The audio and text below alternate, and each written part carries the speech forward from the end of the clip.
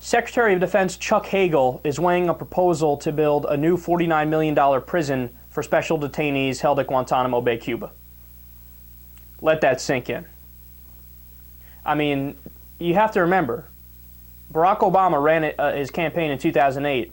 One of the things he repeated over and over is, no, we actually believe in the Constitution, and we're going to close Guantanamo Bay, right?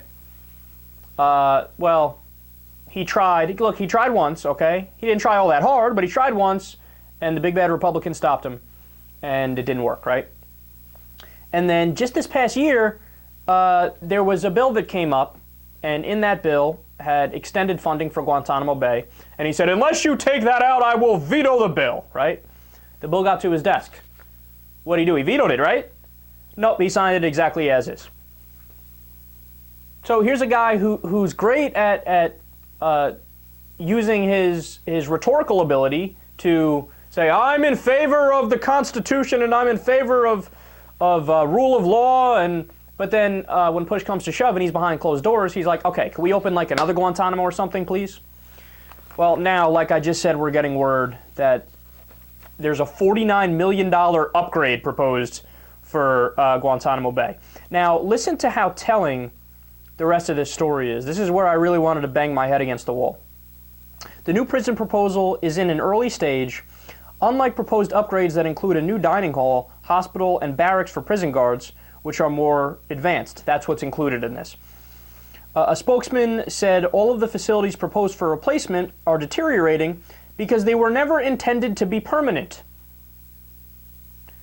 Quote, most of the buildings and infrastructure were built for a short-term mission, said Lieutenant Commander Ron Flanders, a spokesman for the U.S. Southern Command. Quote, we got down there in 2002, but never in a million years we would still have did we think we would still have this in 2013 with no end in sight. So do you understand what they're saying there? Look, this is so telling that I want to scream it from a rooftop or into a megaphone or tell everybody I know. Well, I am talking on YouTube and the radio right now, so I guess that's somewhat what I want to do. But this shows that the Bush administration, even when they had first opened Guantanamo and we were using Guantanamo, internally they thought, well, yeah, obviously when we get caught, this is going to get shut down. It's a no-brainer, right? Look, it's illegal, period, the end. Like, as soon as the courts hear about it, they'll strike it down, and then we'll say, oh, we had a good run and we were able to use it for a while, right? But no, because Obama got into power and he's like, oh, you twisted my arm. I guess I have to keep Guantanamo open. Oh, boo-hoo. It's amazing, man, and it shows you, again, this is another example of how far to the right our politics has shifted, where even under the Democrat, he doesn't even really push to close something that is clearly illegal. Not only according to the Nuremberg Tribunal and the Geneva Convention and international law, it's illegal according to U.S. law as well. God.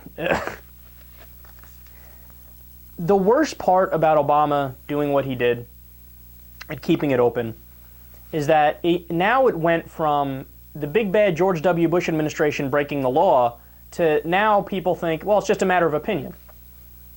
If it happened under the Republicans and then it's validated by the Democrats, then there's going to be no end. What do you think, the next president is going to change it?